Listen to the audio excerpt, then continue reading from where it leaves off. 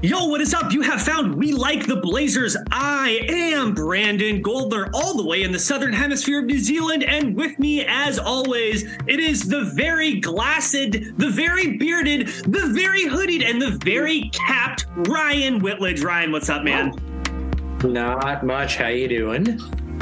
Well, you know, I love, I'm doing good. I love when I put on my intro voice because, like, every time I do it, I'm like, I take a couple breaths and you just got to come in with that heat and that energy. You know, it's like, as ridiculous as it sounds if you were in the room, or maybe even to you, the way that it comes across in audio is way different. It's the same thing for video, too. Like, the more animated you are, the more gesticulation, and you're doing it, and you're like, I look like an idiot octopus. But then you watch it back and you're like, it actually doesn't look that bad. So anyway, no, man, I'm good. I just, I got done with a run, went to the gym. So feeling like I did that. Just ate a sandwich. The store down the street, they'll put like pre-made sandwiches on discount when they're about to expire. So I got this. You're sandwich. chancing it on like close to expire store meat.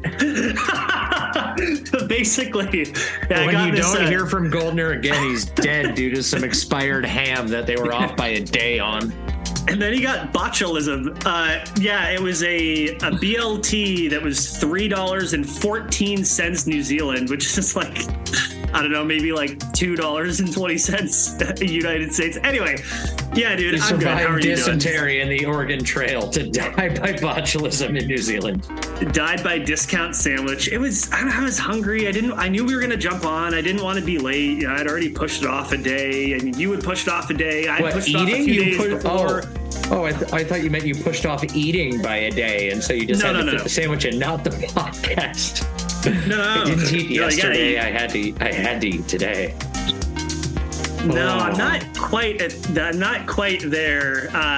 Eating is good. I enjoy eating. Eating's fun, but I needed. It was just like, I don't know. I had like a weird late breakfast, and then I needed to eat something before we talk. Anyway, that's enough about me. Ooh, How are you doing? You're a breakfast guy? I'm not a breakfast guy. I'm becoming a breakfast guy. Well, I'm a breakfast guy on the weekends. I can't do breakfast during the work week. It's just like the closest I'll get is like a granola bar for a snack at like 8 o'clock. So then what do you do? So you wake up at 2 a.m. So that whatever it is. 3:30. Actually, I'm sleeping in it. So I'm sleeping until like 4 lately. So sleeping until 4. So what do you just don't eat anything? You drink coffee? What do you do? Yeah, about a pot of coffee in the morning, and then at about 8 o'clock, I have a granola bar. Then lunch at 11. 8:15, you were on the shitter for an hour straight, I'm sure. Nah. A pot of knock coffee. that out in 20 minutes. God. But then, yeah, about 8:30, maybe I'll have a granola bar, and then 11 o'clock lunch, and then, like 6 o'clock dinner.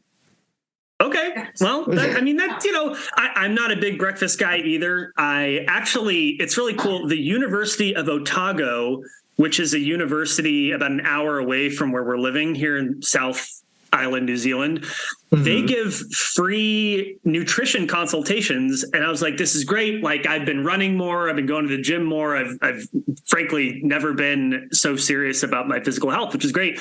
But I was like, my nutrition is not locked in at all. And so I did a consultation. The long story short, they were like, A, you need to eat breakfast because what the fuck? And then B, you need to eat some carbohydrates at dinner because generally I'll like eat dinner and then I'll like snack a bunch after dinner when we watch Survivor and stuff. So anyway, I'm trying to eat breakfast. One more thing to share. Speaking of Survivor, Ryan, are you a Survivor fan? You were on mute, or I can't hear you. Oh, nope, I forgot to turn it back on. Sorry. We've had this conversation before. You've sung its praises. I know you and the wife went through, and didn't you binge damn near the entire series? We did. Just about? I don't remember. Yeah. So you're not into it. You're not interested. Okay. No, that's fair. I can counter your Survivor takes with how do you feel about the current scandal going on in the Vanderpump Rules world? Isn't that what Brooke Olzendam was referring to in the latest Blazers balcony? Doesn't Casey give Brooke time to talk about that? Isn't it like someone cheated on someone? it was like one of the Tom cheated on Ariana with Raquel, and it is Raquel. I used to love Raquel. She was one of my favorite cast members on that show. And then come to find out that he's been cheating on Ariana, and that's the longest, most stable relationship on the show. Yeah, no, it's a big thing. But yes, we're by the way, Team Ariana right here. So I mean, I feel the same way about Survivor. We're so into it that we've watched all 43 seasons. We're on season 44. If it's a good time to get into Survivor, it's just a couple episodes in.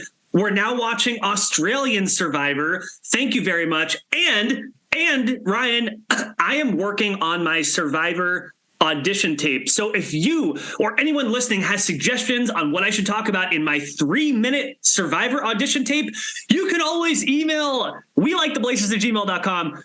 Also, by the way, this is great breaking news. You can also ping us at Like the Blazers on Twitter, because Ryan, after a long slumber, I noticed that the We Like the Blazers Twitter account began sending tweets again. Who could that have been, Ryan? Because I said, I'm not using Twitter anymore. Elon Musk. But someone's there tweeting about Chauncey Billups. Is that you? Because it couldn't be me. Well, it's not me, because I accidentally hit logged out and I've been able to get back in. So that was how I found out that you apparently were fiending to get some Blazer takes out there on Twitter, is because I was like, I know he's not using his account. He deactivated that. And then here you go. The telltale sign of the We Like the Blazers Twitter account retweeting one of my own tweets.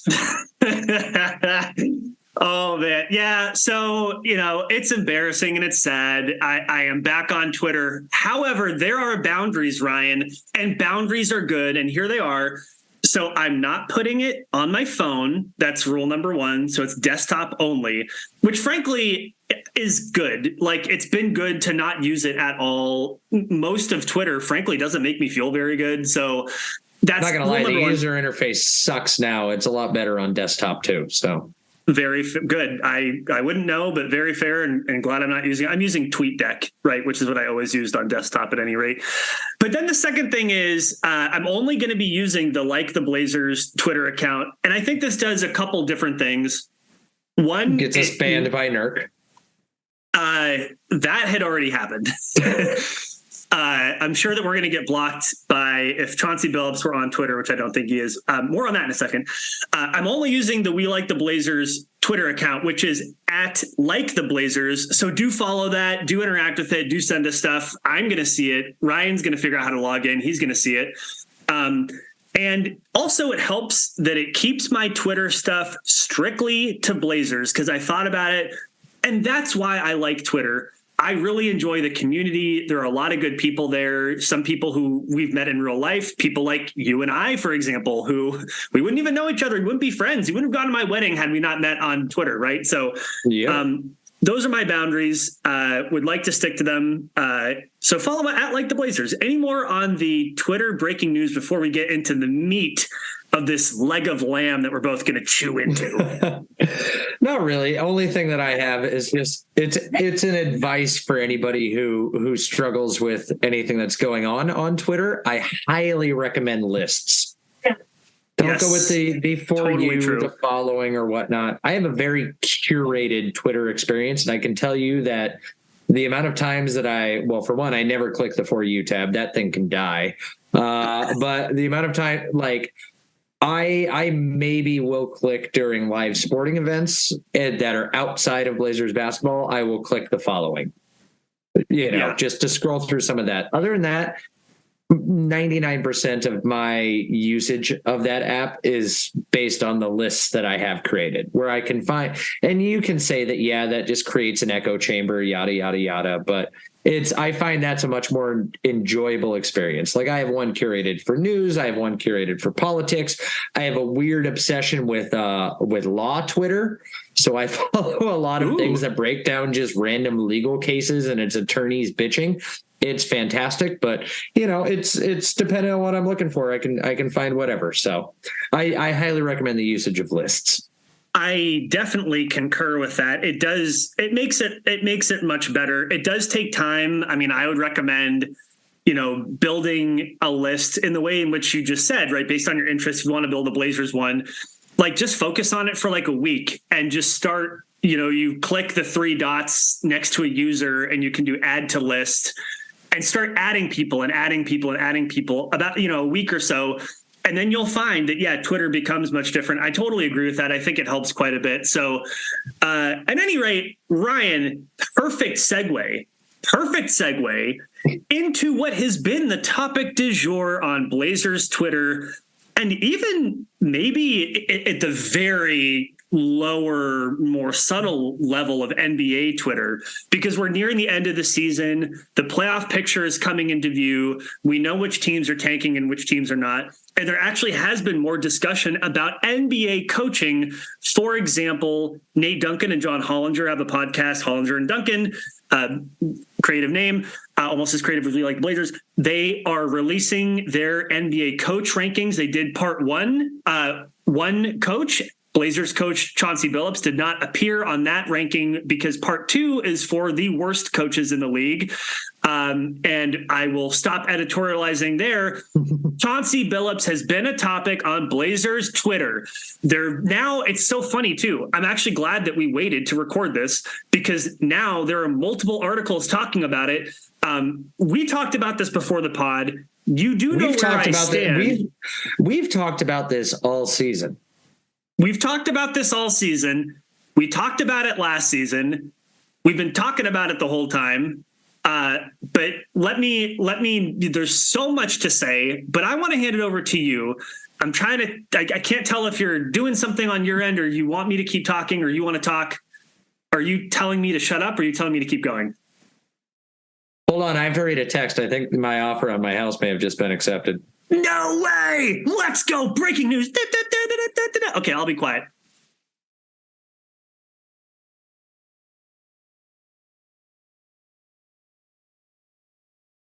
Does that just mean that they're accepting our offer? That's not what I think happened. I think their offer on the house just got accepted. Let's go. Did they send you a text or something? Well, then, yeah, the realtor says they're excited. I'm sending it to them to sign. So does that mean they're canceling the other open house that they were going to have tomorrow? Can I knock $5,000 off of it then? Is that good? Well, okay then. Well, live breaking news on the pod. Live breaking news on the pod. I'm apparently 1 month away from now being a homeowner. So, yo, congratulations! That is so fucking cool. Wow. That's something else that's even more important that we've been texting about a little bit on the side.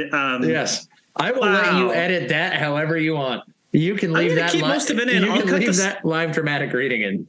I think Sonia's a little bit in there too. I think that Mike picked her up. So we're leaving that in. I'm probably going to edit out the silence. But congratulations, Mr. Homeowner. So you're going to start having Blazers watch parties, yes? You're going to invite 50 people over, yeah? You have Seth and his trivia coming over. The living room is big enough. And actually in this house, there was a very weird room upstairs that used to be the laundry room that they converted into just like this big old closet that we would have no use for. It's a big sex dungeon.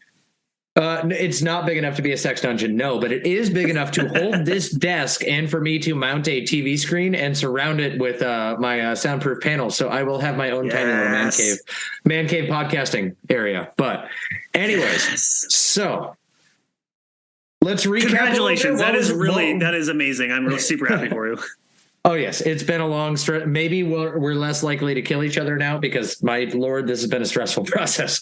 Also, I will be setting my Venmo. So anybody who wants to I need money now.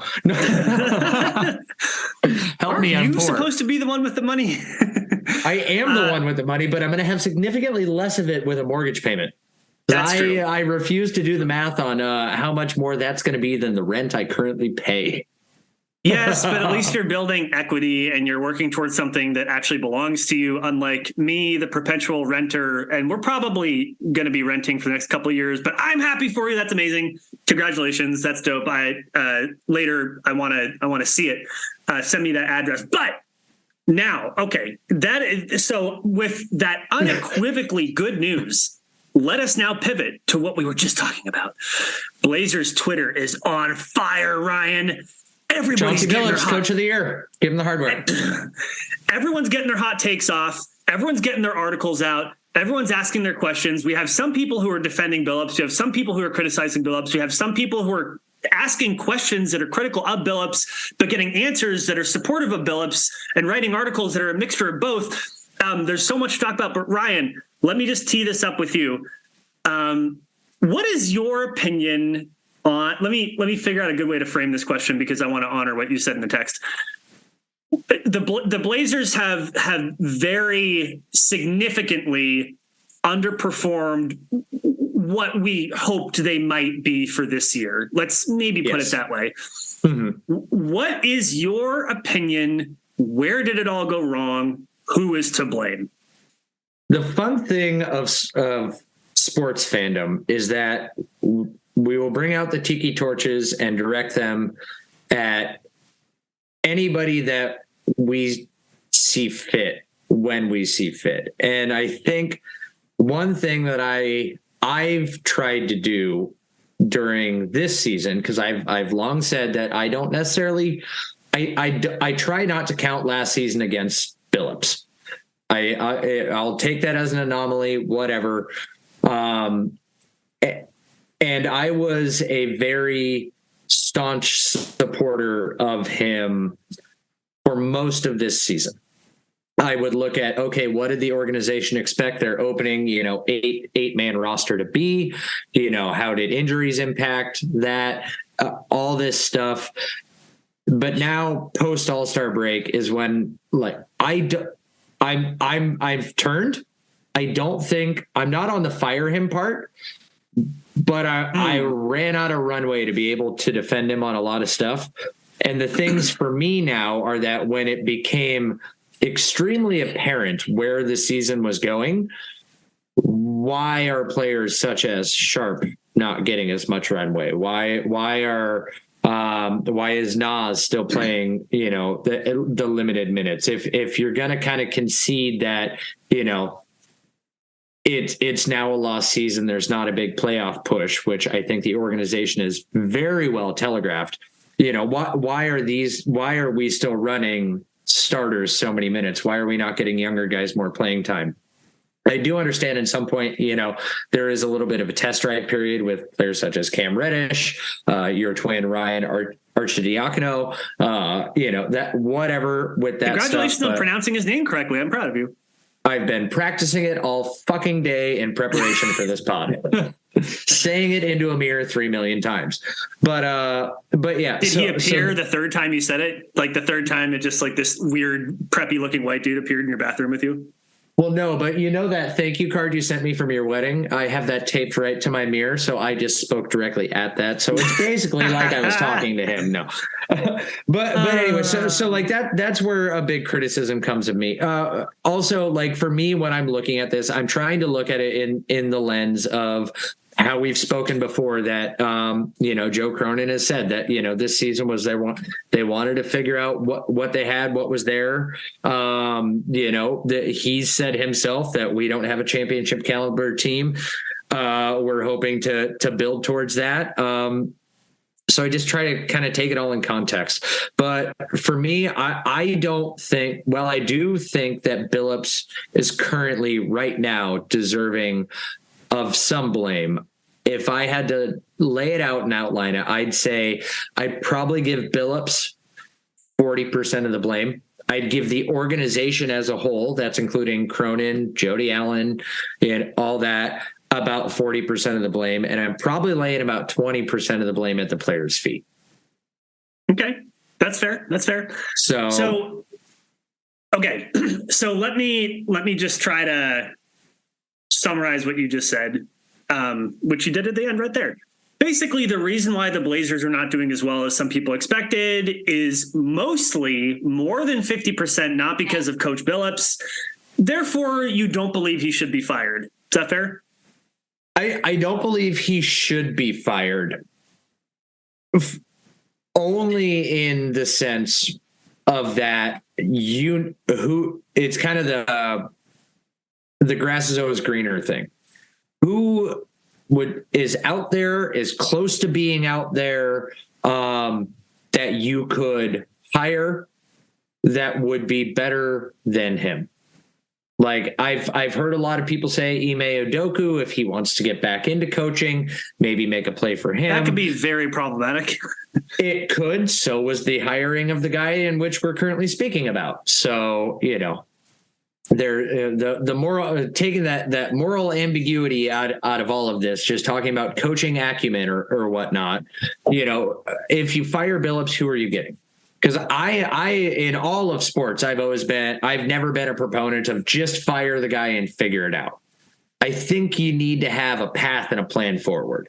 And I don't necessarily know of many people with the experience that it seems this organization needs at the helm that you could get that has more than what Billups has. The ironic part is probably the most qualified guy who'd be willing to take the job is the guy that's currently sitting on the bench whispering in his ear 80% of the games in Scott Brooks. But that seems more like a lateral move to me than it would be a forward move. Okay. So let me ask you this as we're talking about it. And I don't disagree that an enormous part of why the Blazers haven't performed well this year, an enormous part has been the roster hasn't been that great. Even at the beginning of the year, incomplete roster, pieces didn't perfectly fit. Having said that, Jeremy Grant is the best wing Dame has played with since Wesley Matthews. He's had a statistical drop-off so far at the tail end of this season, though. Yeah, but I mean, even with that, he's still far and away the best wing Dame's played since Wes Matthews. And in addition to that, you have to keep in mind the Blazers at the top of their lineup have been mostly healthy. I ran a bit of an analysis on the top 3 players from teams who are at the top of each conference and the bottom of each conference. And the Blazers were firmly more healthy than those teams. So it's not like, oh, darn, they haven't had Dame, they haven't had Ant, they haven't had Jeremy Grant. They've missed some time. But guess what? That's every team in the NBA, and the Blazers have had above average health at the top of their lineup, okay? So I concede that. Here's what I want to ask you, though. What about Coach Billups? Has he demonstrated to you as a fan or as, an NBA Blazers analyst, what has Coach Billups demonstrated to you that gives you hope that a team with better players would perform significantly better? I like the fact that something promising that I've seen from him is the style of ball that he seems to want to try to get this team to play, or wanted to, I should say, earlier in the year, was a lot more conducive to successful playoff basketball. Where, you saw that in the beginning, like Dame's pick and roll numbers and percentages were at like career lows for like the first, a third of the season or whatnot, until that started coming at the expense of wins.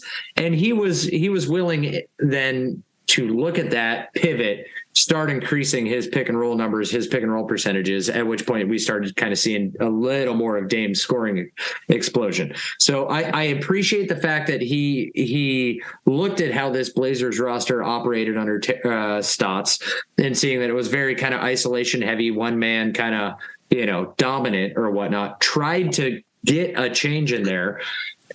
Notice then that it wasn't necessarily working out exactly how he thought it would, and was then trying to figure out a mix of what to do after that.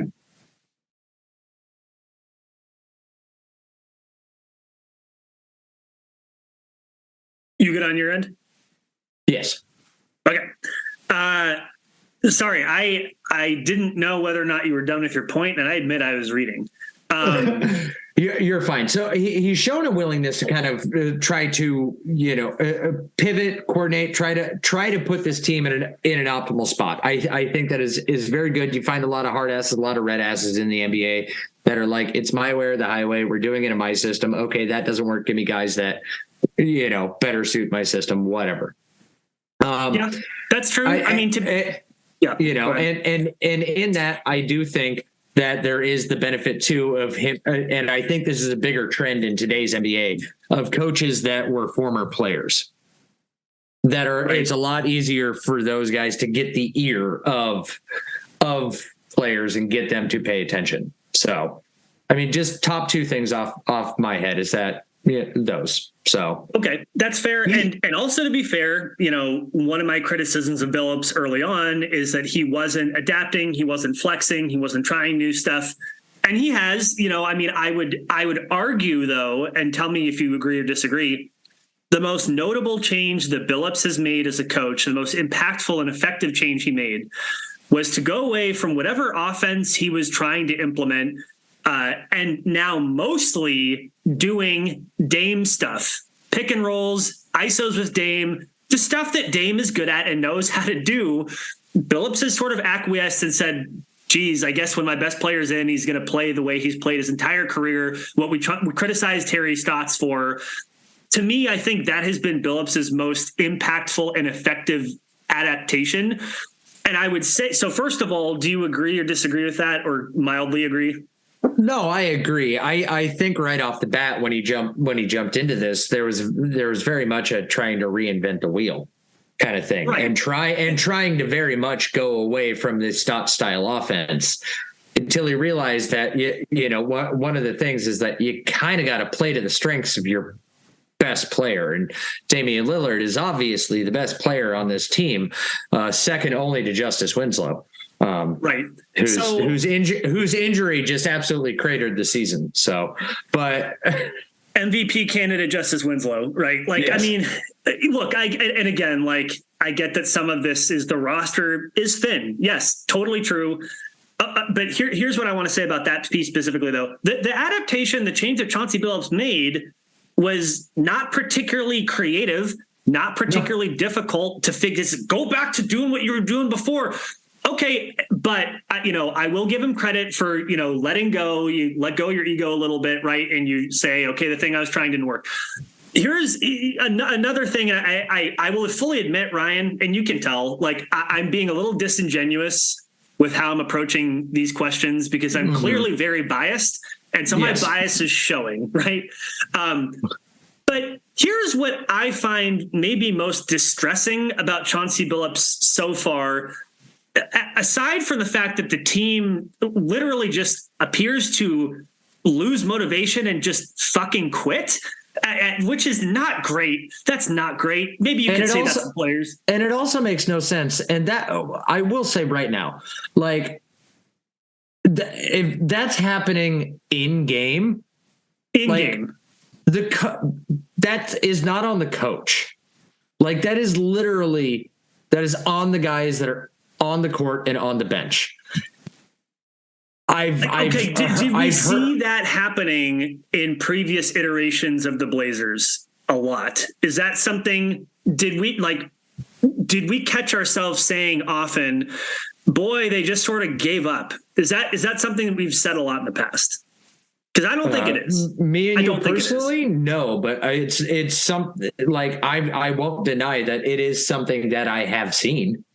But, I think we saw it most adamantly in Stotts' last year. But yes, again, and this is where the 20% blame that I put on the players comes in is like, I've said this numerous times, there is a give a fucktitude. I have a little more to touch on with the 20% of the players later on, but yeah. I don't think that like in the middle of a game, you come out of halftime, you try to have at this point in time, a recouping third quarter. It doesn't go the way you immediately wanted to. You give up a bit of the run. I don't think it's on the coach if the guys on the floor are hanging their heads and going, okay, that's not going to work.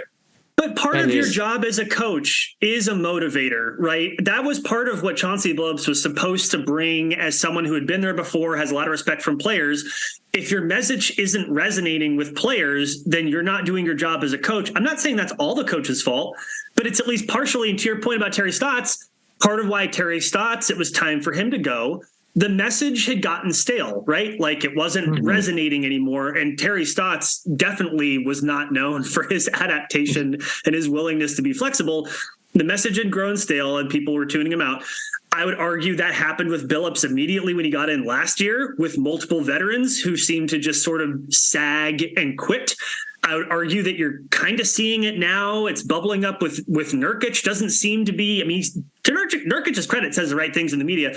Doesn't seem to be driving super well. Even noted Billups defender Danny Meringue admits that Nurkic and Billups are not 100% on the same page. I'm half kidding about that. I was going to say, please don't tell me you're sincerely jumping on that. Let me have my fun here, but like the point being that like if the team is blowing how many double-digit leads this year, 17 Ryan? League leading 17.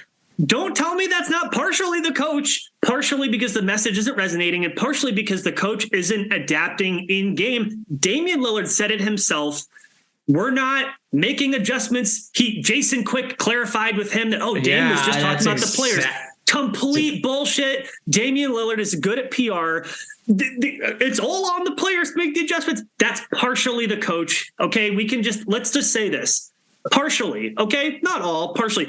Correct. And that wasn't even my point. Go for it. Well, real quick, before you get to what your point was on that. So, like, the things that I see with that in terms of, like, in-game adjustments, it's stuff where it's like, hey, they weren't forcing this guy to his weak hand. They come out of halftime, or to this weak side. They weren't forcing him baseline. They weren't doing little things like that. They come out of timeouts.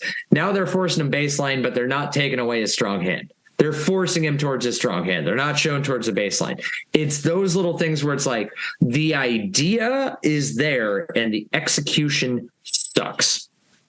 And that is now absolutely go for it. Now, the immediate fixing of that does not happen. Chauncey lets that go on way too long, and it ends up digging them into a massively big hole 9 times out of 10. That's on the coach. But if the players aren't executing fully what the coach says, that's partially on the coach. Partially. Again, if your message, it doesn't matter what you say if it doesn't connect. Should coaches be paid $50 million a year and players be paid $5 then? Chauncey Billups is being paid $2 million a year as a new coach. I get what your point is. Is it not partially the job of the coach of any leader? Look, let me ask you this. I don't know your work that well, but you're a leader in your work. I'm going to make a statement. No bullshit question here. It doesn't matter what you want people to do if the way in which you either direct them to do it, tell them to do it, ask them to do it, whatever, if people don't then do it, yes, that could be their issue. It could be when 2 guys don't do it. It could be their issue. When those 3 women aren't doing it, it could be their issue. At some point, it partially becomes why, like, it's clear what needs to happen. It keeps not happening with these people and those people and these people. Is that not partially on you at some point as a leader? Like, and as a coach, what my argument is, at least partially, it doesn't matter. If Chauncey Billups has the best ideas in the whole wide world, if the players don't execute them, if it's not resonating, if he's not calling timeouts, if he's not reinforcing, if he's not supporting and holding accountable, all of the magic dust of like, here's the thing to do, and it happens. And in between, yes, it's up to the players. It is partially up to the coach too, right? So that's all. Yes. Partially. And we can debate how much. Yeah, I agree. And so, like I said, that's where I'm at now. Like I was, and I know there's a significant portion of the fan base out there right now that is saying, if even if the Trailblazers were to make a swing or not make a swing, pull off a miracle and somehow get Joel Embiid, which God bless this fan base once again for setting ourselves up for the most epic letdown and failure, because at this point in time, if you truly believe that, I have so much love for you.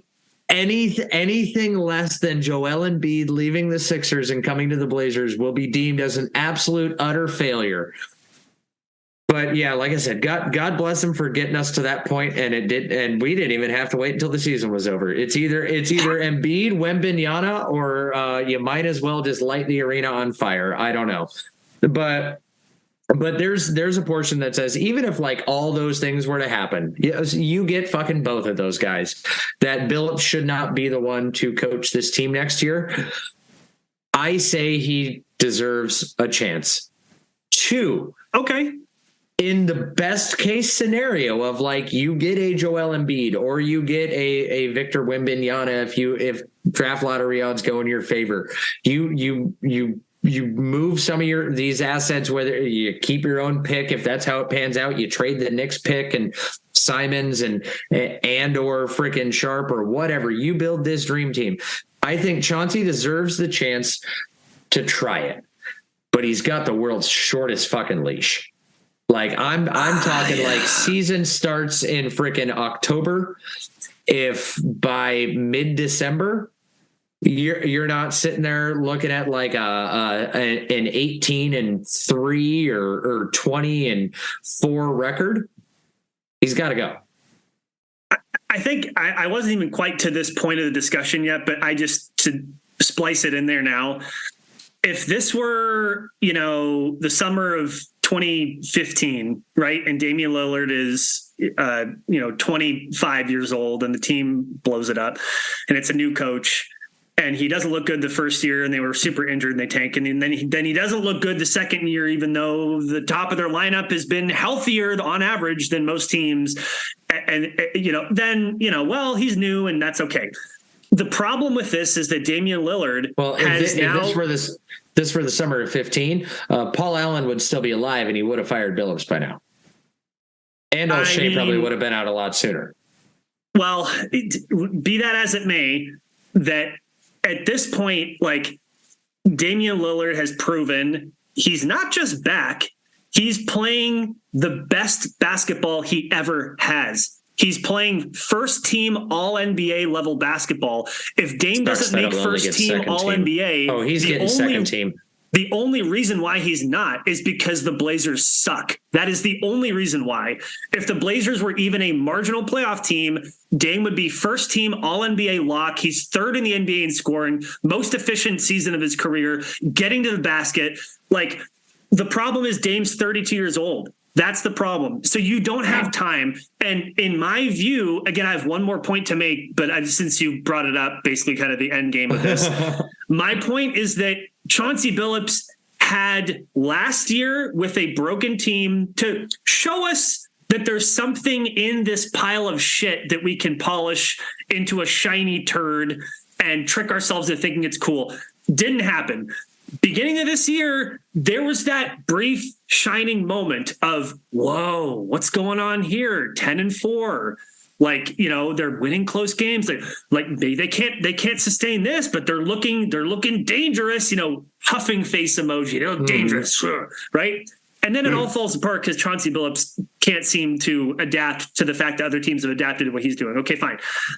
My argument is that there's not enough to demonstrate that he's deserving. There's nothing in here that says take that and extrapolate it and you got something good. Nothing. Like, I think it's fine and all well and good. And we're going to take a break in just 1 second and we're going to go back to another point I had to make. But I don't know. So I'm probably going to repeat this bullshit again. Let's take a break, Ryan. What about that? Hold on. I was going to say, can I caveat this real quick? If O'Shea didn't give him a 5-year deal, if it was like a 3-1, he's done. It's 4 years, though. 4 years. Team option on the 5th. Correct. Team option on the 5th. But I'm saying if instead of 4 years and then a team option on the 5th, if it's this was $2 million a year, they just got $30 million in revenue money from the rest of the league. Come on, correct. Jody. Well, here's the thing, real quick. If it was 3 years and a team option on the 4th, he'd be gone.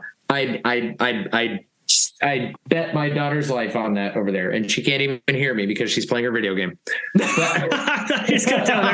She turns around. Anyways, but also, yeah, she got that money. Guess what? She doesn't get to touch that money. All that money is held in Alan's trust. The only money that Jody will see a dime of outside of what was set up in his trust and his will for her to be the executive or executor. Yeah. Yes, of the conservative whatever. The only money that she will actually see on her own will be the money that that they make from the TV. No, not the sale. Sale goes to charity. She only gets TV deal money. Okay, interesting. So that's part of the reason of why she's held out. Anyways, we'll take a quick break, and here's a word from our sponsors. Shit, we don't have sponsors. Oh well.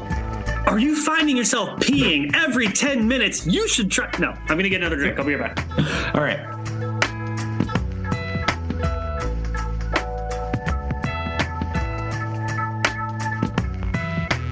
And we are back. I was not done, Ryan. I was not done.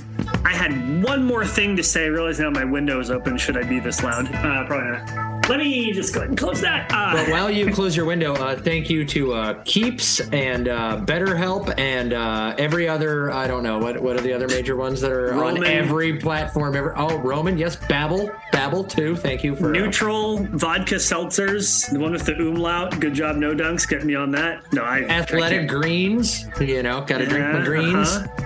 So here's my last point, for consideration. Again, I want to be clear. I am self-aware enough to know that when I'm asking questions that I have an agenda, which I've already, I think Billups needs to be fired. Big surprise. But here's the last thing I'm going to say. I stumbled upon a really interesting and insightful post on Reddit, which I know may sound like a bit of an oxymoron to have something insightful and thoughtful on Reddit, but sure enough, better than Twitter. Shout out to Piano9717, who 2 weeks ago. Too many numbers. I know. 2 weeks ago on the Rip City Reddit, which if you want to view that, it's like basically a message board. That's how Reddit works, right? It's split into these sections of your message boards. Reddit.com/r/Rip City.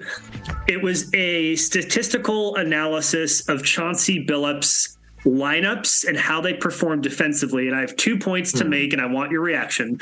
The first I put in the chat, and I also tweeted it from our Twitter account at @LikeTheBlazers on Twitter. It is a not so fun fact that the Damian Lillard, CJ McCollum, Norm Powell, Robert Covington, Yusuf Nurkic lineup under Terry Stotts had a 104.8 defensive rating, which is, pretty good, actually. It was a 73rd percentile, which means better than 73% of teams. So that specific lineup performed well defensively under Terry Stotts. Under Coach Billups, the exact same lineup, 116.5, pushing them to the 13.9th percentile, better than only 13% of lineups. Very, very, very bad. That's point number one. Point number two, perhaps even more damning, is we all know Enes Kanter or Enes Freedom is not a good defender. His own coach made fun of him for not being good at defense. That lineups that had Enes Kanter in them performed better defensively by a significant margin than the Blazers starters have under Coach Billups. Ryan, Coach Billups was supposed to be, if absolutely nothing else, a coach that emphasized defense. Why, therefore, is Billups performing both worse with the same players as Terry Stotts and worse with his best players than Terry Stotts did with Enes fucking Kanter? I defy you to answer this question without ending it with fire Billups, because that's where I land on it. The thing for me, and I touched on this earlier, I said I'd get back to this point, is that I see with Billups and a lot of what he's kind of instituted on defense, I see the thought and I see the plan there, and it falls back to me where a lot of this does fall on the players in its poor execution of it. If you're trying to force a left-hand dominant player to his left in a good defensive scheme, that's on you as the player. And the most that the coach can do at that point is point it out, in game. Hey, knock that off. You need to drag him, or you need to force him right. You need to force him right. You need to do this. And to a certain extent, like, he can't just bring out the hook and bench everybody. So I see the principles and I see the philosophies there. Why it is so bad, I do not necessarily have a reason outside of the fact that Chauncey Billups was a very good defensive guard, and there was a bit of salesmanship on exactly what he could do to this defense when he was brought in by O'Shea.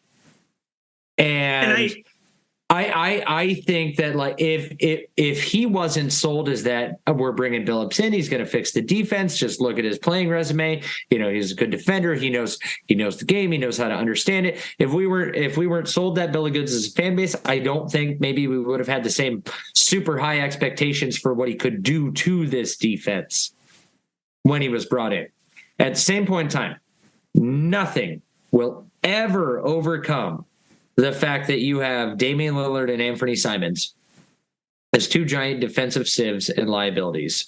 And it is a balance that Stotts was able to masterfully pull off to some degree in getting those teams to play to a certain defensive level. I want to twist your argument in a very unfair way. That's fine. That's what we're here to do. What I hear you saying is Billups, first of all, has limited defensive players, and second of all, wants to institute a system that the players simply are not executing. And because I believe in the vision of what he wants to do, but for the fact that he has the wrong players, he would be accomplishing it and the Blazers would be better. Therefore, give him a chance. Let's give him some more time. Yes, but Stotts was fired for the same reason. I think the thing for me that is impossible to escape is that the coach of the job is to coach the players in front of you, as is the job of a leader is to lead the people in front of you. The job of the supervisor is to supervise the people in front of you. And yes, in those jobs, there is a little bit of room for hiring, firing, reclassifying, so you can kind of mix the people up. But ultimately, from day to day, your job as the leader, as the coach, as the name your thing, who leads people, is to lead people in front of you. And the record has shown statistically, in the data, factually, that Chauncey Billups teams perform worse than Terry Stotts teams, including with the exact same players. So there is still part of me. I mean, if you go back and listen to episodes that we recorded at the beginning of the season, and I was starting to warm up on Billups, right? There's part of me that still I understand, like, if the Blazers this offseason, if you trade Anthony Simons for, I think something was just floated, basically Simons for OG Anunoby and Precious Achiuwa. And so now maybe you take a minor step down in raw talent, but you have a much better fit, right? And so now you have Dame and two bigger wings who are your 1, 2, and 3. And then maybe with that the system that builds something like maybe. I guess my problem is we just don't really have a lot of time with Damian Lillard, and we don't have time for, Coach Billups to cycle through 2, 3, 4 different, types of players who may or may not work for his system, which we have no evidence of actually working yet. That's my point. So I don't know. Totally fair. Totally fair. And along those lines is why I say that, if, even if they hit nothing but home runs in the offseason and it's not off to a stellar start next year, he needs the axe. Yeah. Because then without a doubt, without question, and again, I know everybody has their own opinions. We obviously have our own, they differ in some degree, but then without a doubt, it's coaching. And I'm very much, the scientist lingo of, like, you can't conduct an experiment and change and keep changing multiple variables at the same time to try to diagnose it.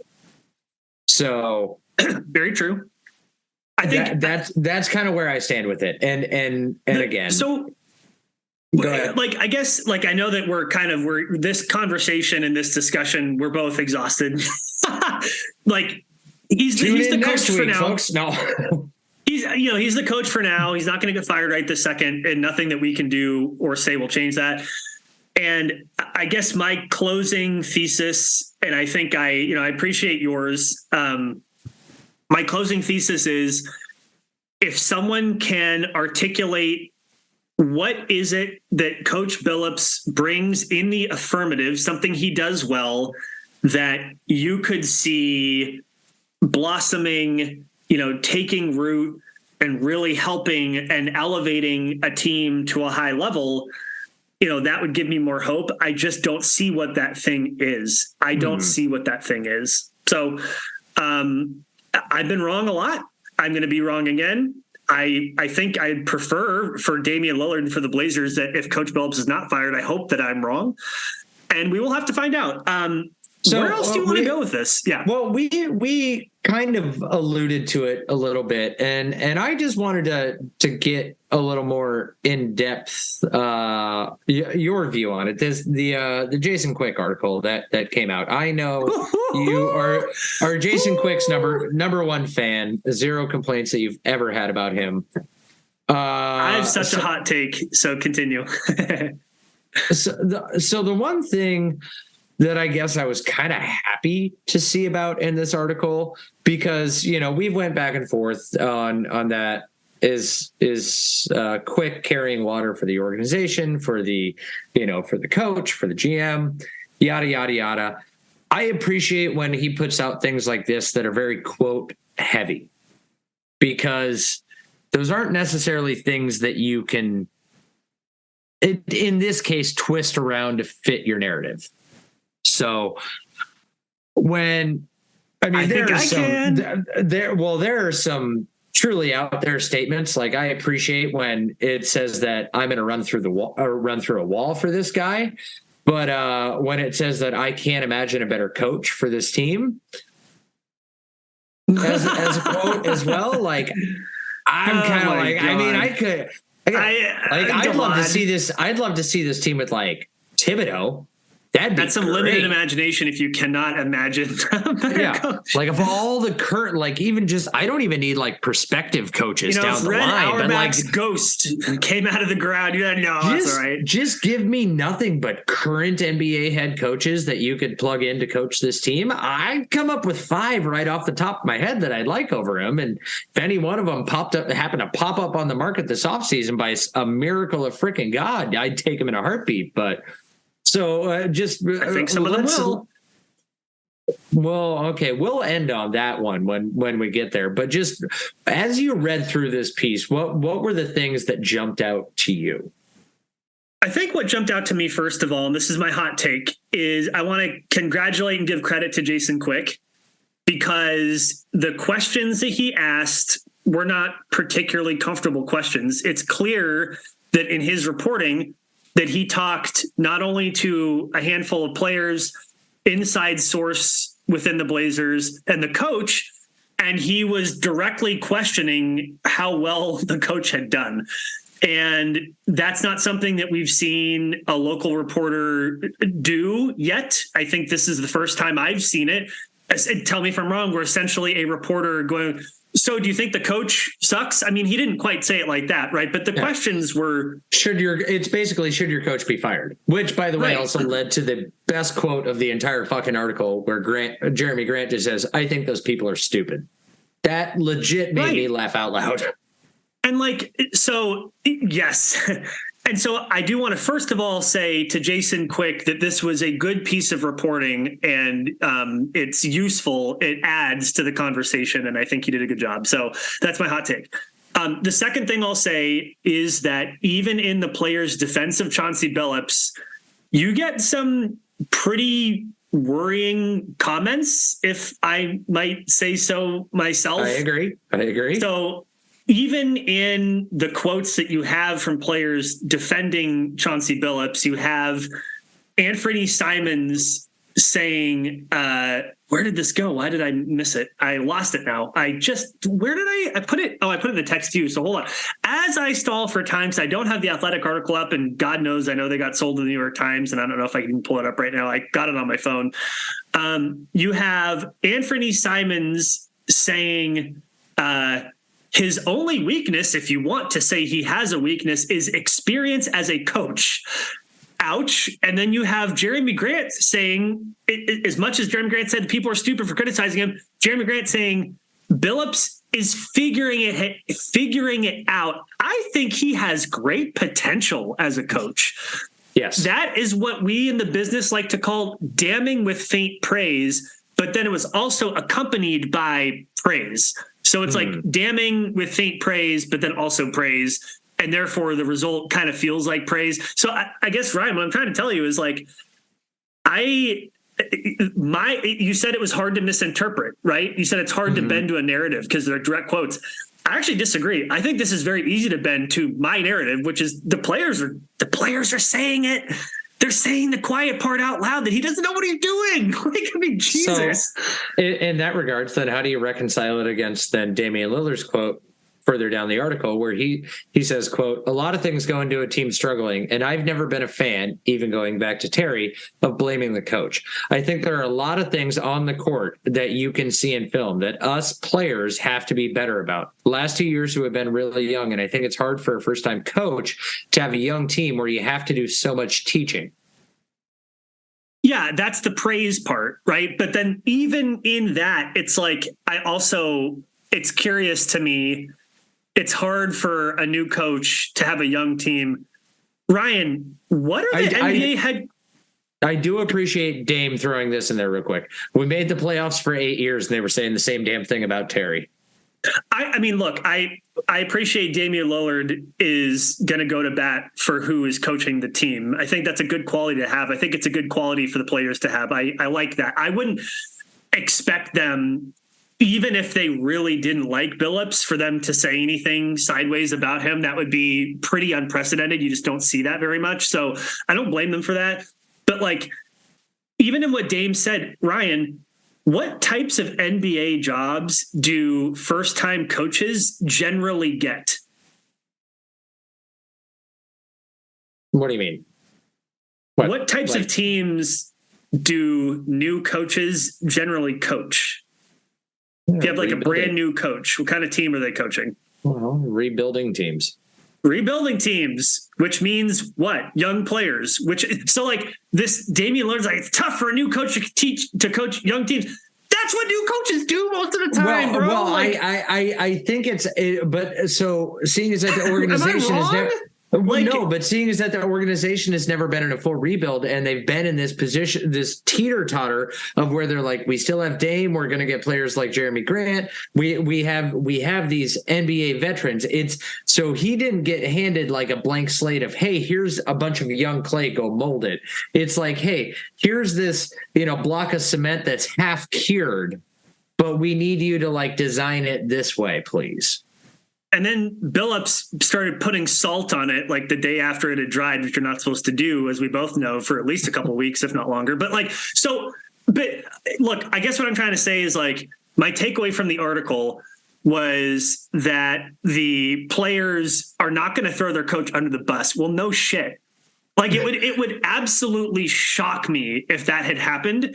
And I think that if you're someone like me who's pessimistic on Billups, who wants him to be replaced, that what you look for in this article are those times when the Anthony Simonses and the Jeremy Grants, the Damian Lillards say something which rings very, very true, which is like, this dude is a new coach.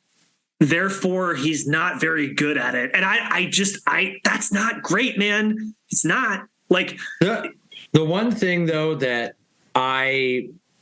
so like in all the possible spin on this is that, God bless him on the complete opposite side of the country after we traded him away. But Josh Hart turning around and quote tweeting this and said, and I'll run through a wall for Chauncey. He's a hell of a coach and we'll keep getting better. So like, and that's one of those things for me where it's like, and he'll keep getting better because he's not very good. But you alluded to it too. Like, no shit, the players currently playing for the guy aren't going to throw him under the bus. They don't want to run extra lines. They don't want to lose playing time. But here's a guy who Chauncey has no influence on whatsoever anymore on the opposite side of the country. I don't think they're lying. Right. No, but that has come to his defense. So, and God bless Josh Hart. He's come to the organization's defense, even way back to the Gary Payton II. Like, unless they bought him the best penthouse when he moved out there, he's got no reason to freaking chime into this. So, right. So here's where I'll say somewhere that I was really wrong, which I am glad to be.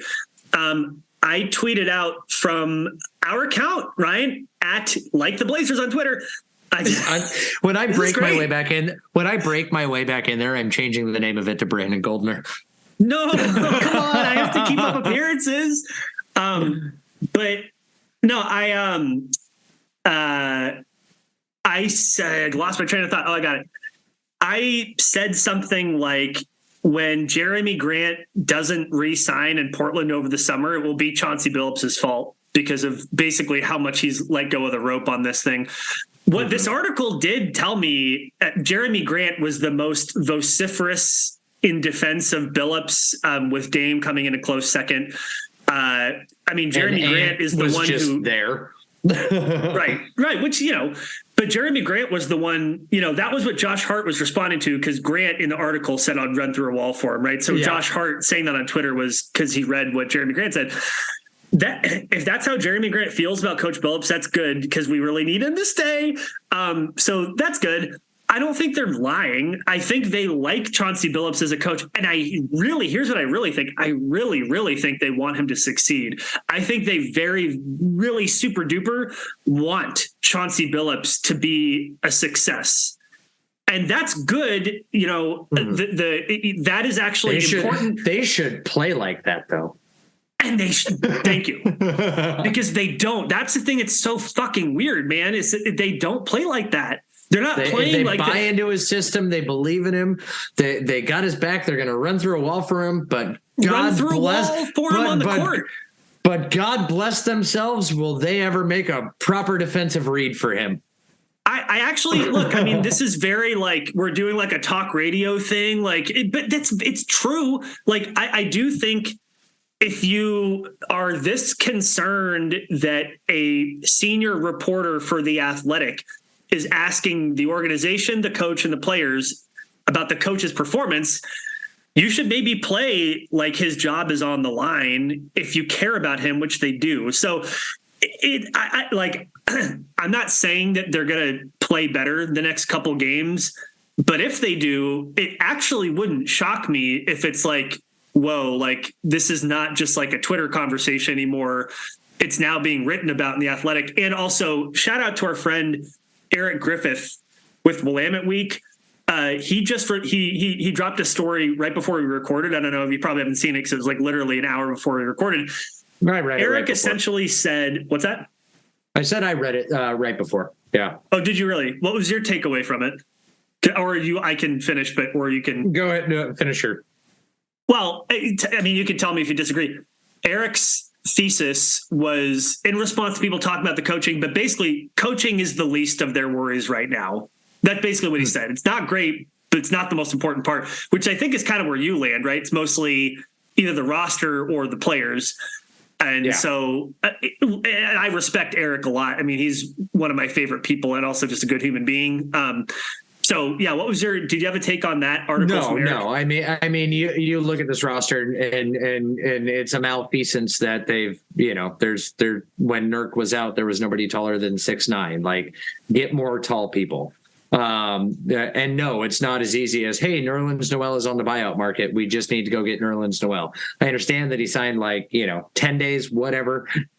Maybe he just didn't want to play in Portland. It's still a player's decision, but it's a malfeasance of the roster for how it was constructed, how it went about. It's like I'm very interested. Like, I really hope that they keep Matisse Thybulle. Like, he is for this lineup, he would be the perfect 3. If I had my perfect, I could rub a magic lamp, get a genie in a bottle, and go and redo this roster for the start of next year with players that I know that have played here. I'd have a starting lineup of Dame, Josh Hart, Matisse Thybulle, Jeremy Grant, and I'd even keep Nurkic around for that. I think that would be a hell of a scary lineup, but that's not what we're given. So it's Billups. No, it is not. The Billups can only coach in this case for this roster this year, Billups can only coach the height that he is given. He cannot tell them to be taller. And I will give Billups credit. He has said numerous times, they're just bigger than us. Right. Yes, and I will say, because I feel like I've shat on Chauncey Billups more than enough for one lifetime. Matisse Tune Thybulle, in next week. Matisse Thybulle, I mean, it's a short sample size. I'm trying to get, 14 games at this point. The dude is doing the Gary Payton II thing, except for doing it better, right? Like, or at least, I mean, he did. Gary Payton was no fun while he was in Portland, the short time he was here.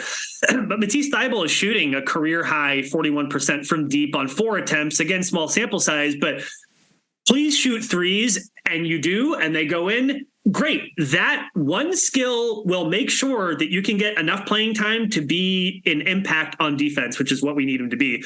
Well, and I will say, like, Billups at least figured out that when Thybulle shoots a three, he should do it from the corners.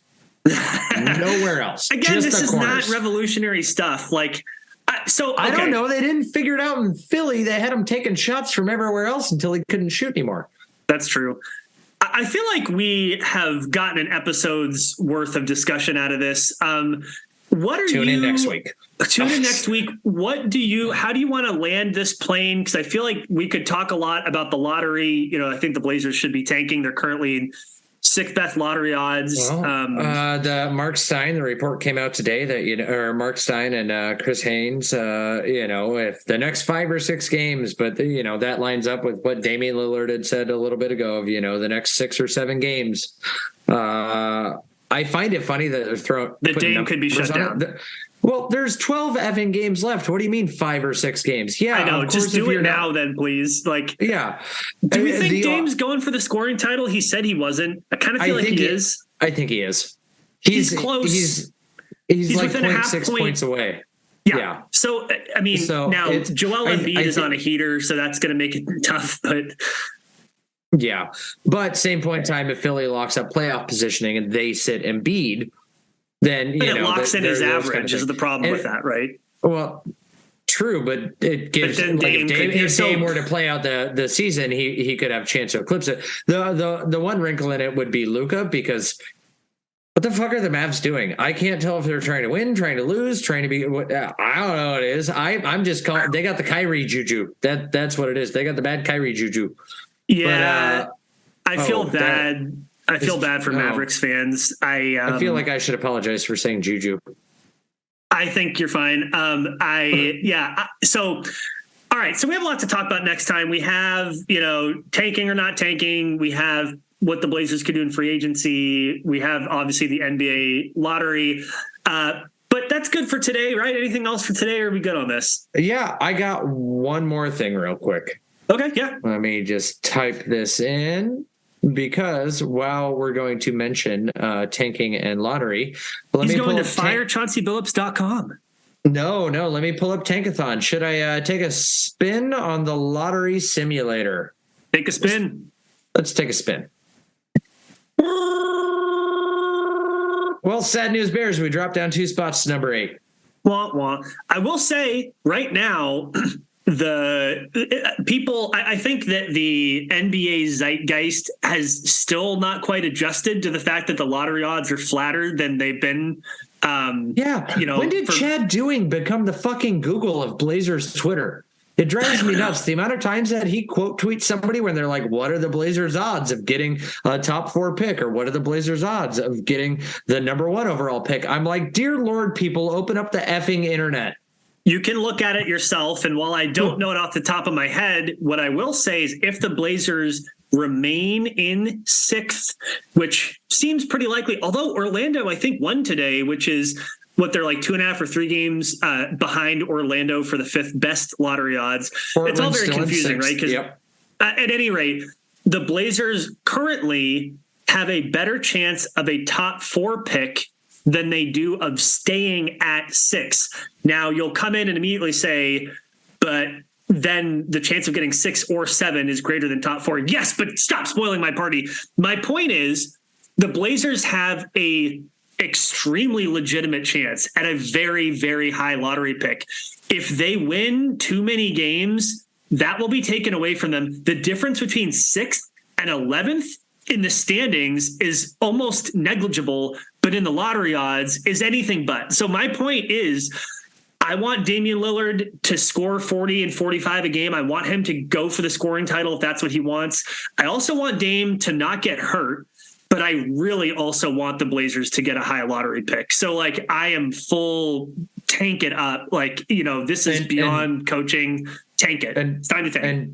And do not forget that if the Blazers do not make the playoffs, which they don't see how the fuck they will, and they keep their pick, they will have their pick, which again right now sits at 6, and the New York Knicks pick. That is 2 first-round picks, and New York currently sits with 23rd in draft order.